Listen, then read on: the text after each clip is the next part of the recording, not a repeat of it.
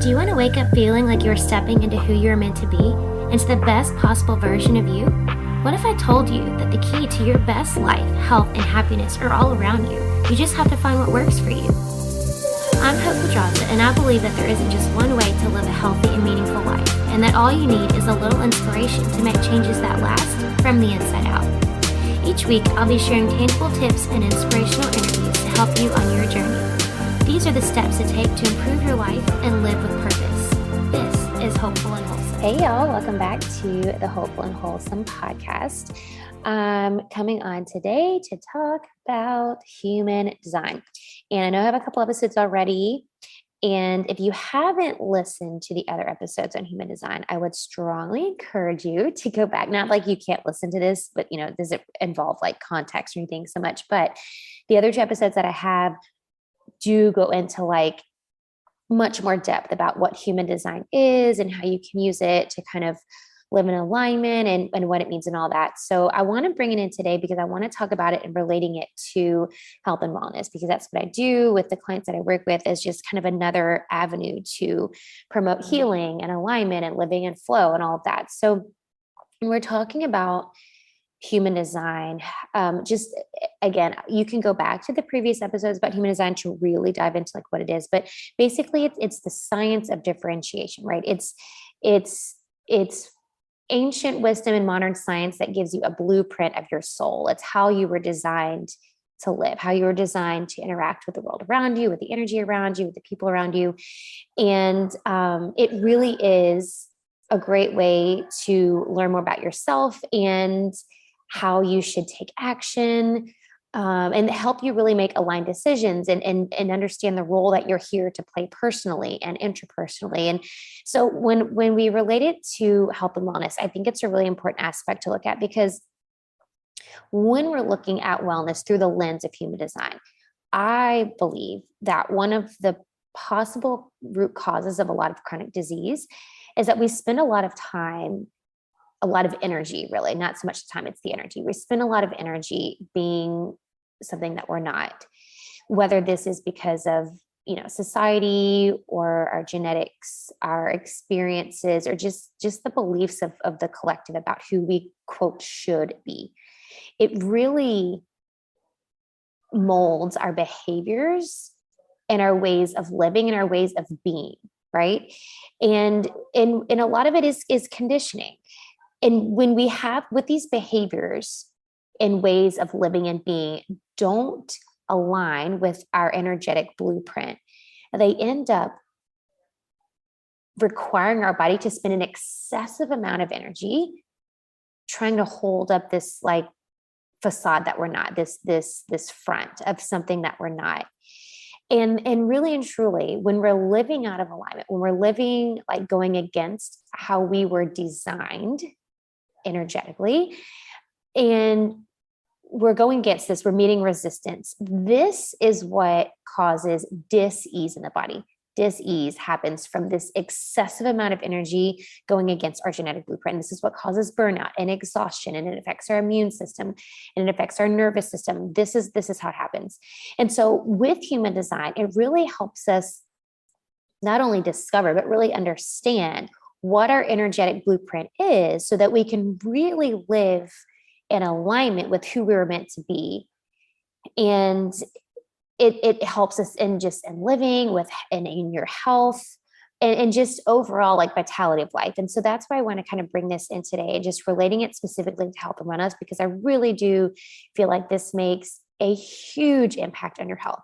So I'm going to go through the different types. And before I go through the types, I would ask you to pause this and go to get your free chart. You can go to myhumandesign.com, mybodygraph.com, geneticmatrix.com. There's a ton of free ones that you can get online. I mean, all of them are free.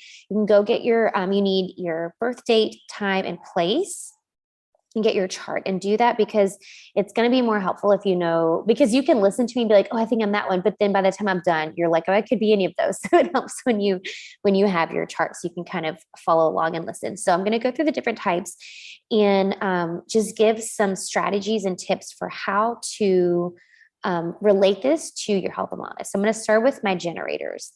So my generators are like like, I call them like the Energizer Bunny. They have so much energy and they are really good at like multitasking and really taking initiative on things, right? So, with my generator types, they're here to do things that light them up. They're here to do things that bring them joy and excitement, things that they feel happy about. That's the sign that you're in alignment with that. And so that relates to all things about your health and wellness as well. So when you're talking about like what you're eating and what you're doing to work out, doing things that light you up, that's a full body, that yes, that brings you pleasure. And because when you're going against that and doing things because you think you quote should, that's when you hit the resistance. That's when you start to injure yourself or you just burn out and you're like, I can't do this anymore because you're not interested. It's not bringing you any pleasure or satisfaction. So if you can have a moment every day where you really connect with that energy of like something that brings you pleasure and joy and excitement, that's really going to help you keep that energy throughout the day. And do things, basically anything that's like pleasurable and fun is going to be what helps recharge that internal battery. Because you have so much energy, you're really designed to go until exhaustion, which I know sounds crazy, but it's like a puppy. I always relate it to like being like a puppy. You know, when you have a puppy and you just need to let them run around the yard, but just like let them get their energy out. So then they'll calm down and they'll be able to, they'll take a nap later. It's like that. You have all this energy that needs to just get out. And so you were designed to go to exhaustion. So for a lot of my generators, if I hear them tell me that they have trouble going to sleep at night or they're not sleeping well, a lot of times that's part of it. Like you need to do something more physical throughout the day to really get that energy out so that you can sleep well. They are really designed to add more pleasurable activities and do what's more pleasurable. If you're feeling like energetically drained, and not just drained in terms of like feeling fatigued, but feeling like kind of that like mental, emotional, like spark plug is kind of running out, that it typically means you're kind of veering off the path of your, aligned action, which is doing things that feel pleasurable and fun. So that's a good clue to kind of get back on the path. What can I do right now in the moment that makes me feel pleasurable and fun, right? You get those emotions. So that's my generators. If you feel, I think it's important to note here before I go on to my next type, that your not self emotion is frustration. It's that feeling of impatience. And that's the feeling that tells you that you're out of alignment.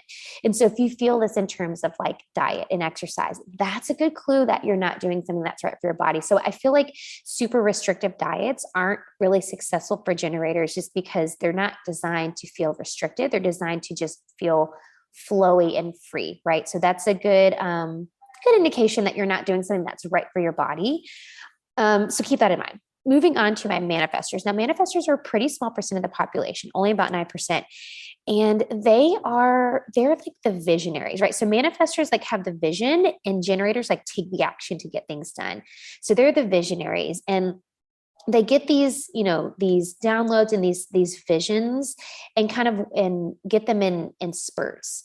And so your energetic needs are going to change constantly, whereas generators are constantly like, go, go, go, go. You've got so much energy. Manifestors energy kind of comes in waves. And it's really important to relate that to how you eat and to how you exercise.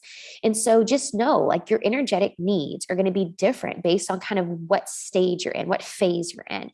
So if you're in like an action phase where you're getting things done, you've got this idea, you've got this thing you're working on, your caloric needs are going to be different. You're going to need higher calorie foods, more dense foods that fill you up and make you feel satisfied and energized. You're going to have more energy to do maybe some higher intensity exercises.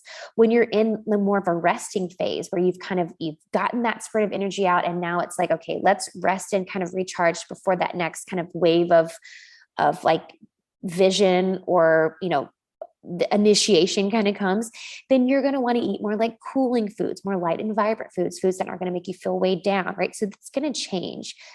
Now, when you are in these resting phases, really, really hone in on that and know that it's okay to take these resting phases. Like when you're in this resting phase, this is a time of like reflection and rejuvenation. And then just know like when the energy comes back again, then you're in this action phase, you pick it back up and you go, right? So just honing in on your intuition on that and listening to your body. Listening to your body is huge for every type, but especially in this particular instance.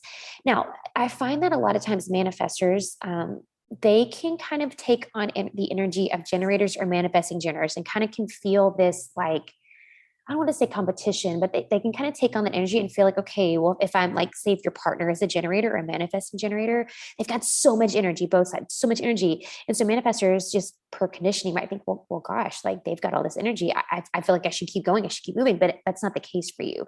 So it takes a little bit of deconditioning to understand like, no, like I'm allowed to sit back and rest, sleep if it's possible. I know it's not always possible, but if it's possible, if you are in a relationship with a generator or manifesting generator, sleeping alone, at least every now and then, or if you're in that resting phase, can be helpful to kind of recharge your battery so you're not taking on the energy of somebody else. When for exercise, really short bursts of intense activity that lead you to exhaustion are helpful, and rather than like long drawn out workouts, right? If that makes sense. And for manifestors, it's important here again to not fall into that conditioning pattern where you feel like if you're with a generator, you have to like keep going. You really should go to bed before you're exhausted. And I usually encourage my manifestors to go to lay down, kind of get comfortable about an hour before actually going to sleep to really discharge and disconnect from the day. Whether that's, reading or watching TV or listening to music, it doesn't mean you're sitting there in silence or anything, but just doing something to kind of turn your brain off, kind of turn things off, discharge from the day, disconnect is going to be really important for my manifestors. Okay, so now going on to manifesting generators. So I'm a manifesting generator, so I'm going to say a lot of this per experience, but based on your energetic type. So for manifesting generators, you're kind of a combination between the manifestor and the generator, and you have the energy of a generator. You are constantly going. You are like Energizer Bunny to the max because you are here to do all the things. You've got a million ideas, and conditioning is going to tell you, or society is going to tell you, like, well, you can't do all that. You can't do all the things, but you can. You are here to do all the things. You are great at multitasking. You are great at pursuing 50 things at once. That's what you're here to do. Now, because you have so much energy, you really do have higher caloric needs than all of the other types. You have so much energy to get out. And this I find can take a lot of deconditioning as well, because conditioning might tell you like, oh, well, I'm eating too much, especially if you're around other types that are different than you. You're going to be like, oh, well, why do I feel like I should, like, I feel like I'm not full yet. Like I need to keep eating, or man, I shouldn't have eaten so much. I probably ate too much. It takes some deconditioning because you really do require more calories than all the other types. And when you're eating foods kind of like that generator energy, right? Things that light you up in the moment. Really restrictive diets don't do well for manifesting, especially for manifesting generators. So counting calories, super restrictive diets, foods that are quote good or bad, like the guilt, too much structure can be boring. And again, you are meant to flow and to move. You were meant to constantly be in motion. So anything that feels restrictive, things that are holding you back, like a restrictive diet, it's not going to do well for you. So this is a good opportunity to really tune into your intuition and listen to your intuition, to eat things that light you up in the moment, foods that are going to energize you and keep that energy consistent. And then also being okay with doing things in phases. And these are, things to work out like exercise or food. So people, again, here's some conditioning for you. People might call you flaky, or you might feel like you're being flaky because you kind of jump from one thing to the next. But really, that's who you were designed to be. You were designed to do things that are fun for you in the moment and then move on to something new when it no longer lights you up. So you might have a running phase, and then you might get tired of that. And you do weightlifting, or you do Pilates, and then you want to try spinning, or you kind of move through these different phases, doing things that light you up. There's nothing wrong with that. Same thing with food. Maybe you go through this phase where you always eat sushi, and then you want casseroles all the time. Then you just want salads. So you go through these phases. It's all about what's bringing you pleasure, what lights you up in the moment, what your intuition is telling you. Really tuning in with your intuition. So for sleep, same as generators, you really want to get all the energy out, get all of the energy out, work until you're exhaustion to really get a good night's sleep. So keep that in mind. My next type is projectors. So projectors is about 22% of the population, and they have a lot of open centers. So they take on a lot of other people's energy. So it can really leave them vulnerable to conditioning. So it might be more challenging for you to kind of decondition some things about who you are, who you are here to be. So you can kind of use your energy in the correct way, right? So for projectors, you are like really perceptive people here to solve problems. You're really good at seeing things in a way other people can't see them. You're really good at looking things from a different perspective and helping people see that perspective. And so with that, you really have to be careful with where your energy goes. So for you, as far as food, eating foods that make you feel light and vibrant, really like big portions, really heavy foods are going to make you feel weighed down. So kind of snacking throughout the day, so you're not eating a bunch of like big meals all at once. Snacking throughout the day can really help keep your energy up and keep it consistent. Otherwise, you risk of burnout and just kind of hitting a wall, right? Um, Overeating can be a problem for projectors. Here's some conditioning for you because they think they can be more satisfied and will give them more energy if they just keep eating, like a manifesting generator who really needs to, they need that more high, like calorie dense foods. But it just doesn't work the same for a projector. Now, not to say you need less calories by any means, but you're just going to spread them out throughout the day. So you're not eating a lot at once. Um, and then because you can take on so much conditioning, you have to be careful where your energy goes. You're best working in spurts. So you're best working in like 3 or 4 hours at a time, taking a rest. 3 or 4 hours at a time, taking a rest. So naps can be really important for projectors. I've had clients before who are projectors and they'll feel like they have to apologize, like something's wrong with me. I just feel like, after I get done working, I just feel like I need a nap. There's nothing wrong with that. Now, granted, there is a fine line if you feeling exhausted all day long, because that's definitely something that I deal with my clients. But if you feel like you've worked for a while, you've done some things and you need a nap, take a nap, take a cat nap. It's typically your body telling you just need a little recharge. And for projectors, it's really important. And they actually need more sleep just in general. So even sleep at night, they need more sleep than other types. And taking time to like kind of rejuvenate, recharge your batteries. And similar to kind of my manifestors, where you kind of need some time to discharge for the day, it's important for you to take 30 minutes to an hour before going to sleep to really disconnect because you've been taking on other people's energy all day long. Some days that can be really exhausting. So taking time to really disconnect and discharge from the day is important. So my last type are my reflectors, super small percent of the population, only about 1%. And all of their centers are open. Again, if you don't know what open centers are, go back to watch those other two or listen to those other two episodes about human design. It'll explain a little more. But basically they have this really open aura that where they take on a lot of what's going on around them, which can be a really great gift, but it can also be something that makes it really difficult to protect their own energy because they're taking on so much of everybody else. So they're really sensitive to the energy of other people.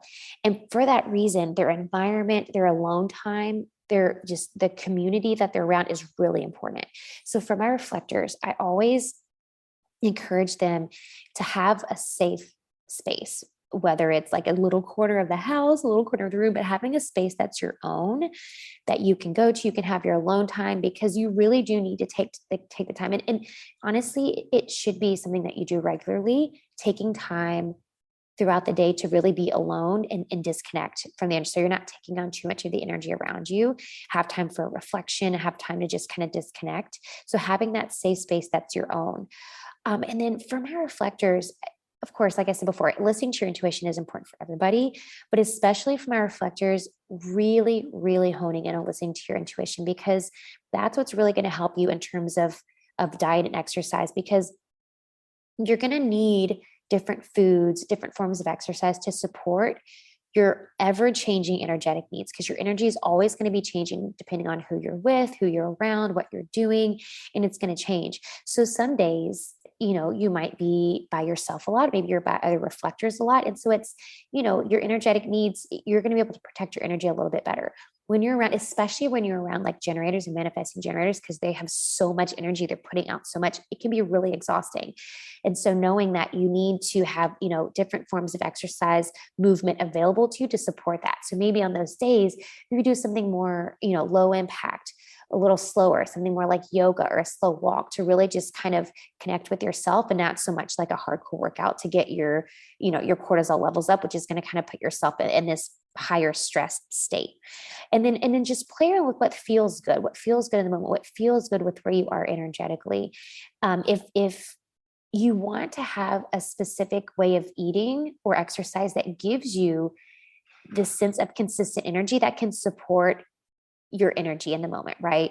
And so, and I think I left this out with my projectors because I think it kind of applies to this, but a lot of times my projectors and reflectors, I feel like, can do well on like structured diets. And I hate the word using diet, but like a structured way of eating. So like paleo or vegan or Whole30, right? They're good at eating more structured, like meal plans, I guess is the best way to say it, because I really don't like to use the word diet. Like, not like they need to go on a diet, but you know what I'm saying, more structured way of eating.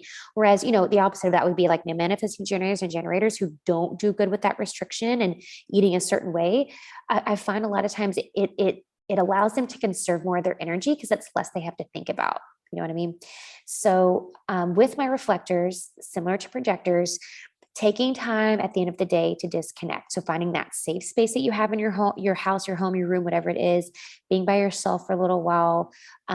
If you're having trouble sleeping, a lot of times sleeping by yourself can help you kind of let go of anybody else's energy that might be in the bed next to you, and can kind of keep you from feeling those feelings of like overwhelm, because that could be a real thing for projectors, is that feeling of overwhelm, because you can take on everybody else's energy and everybody else's pain. Like you're so in tune to that.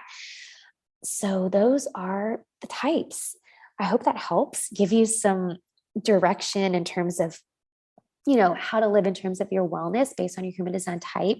There's so much more we could go into this, but I think this gives you a good starting place to kind of tune into your own body, start tuning into your intuition, and really living in alignment with who you were designed to be. Let me know if you have any questions on this, and I'll see you next time. Thanks for listening to Hopeful and Wholesome, y'all. If you found value in this week's episode, please subscribe on iTunes or wherever you listen to your podcast and leave a review to let me know what you thought. I'd love to know what you find useful in these episodes so I can know how to provide the most value I can to my listeners.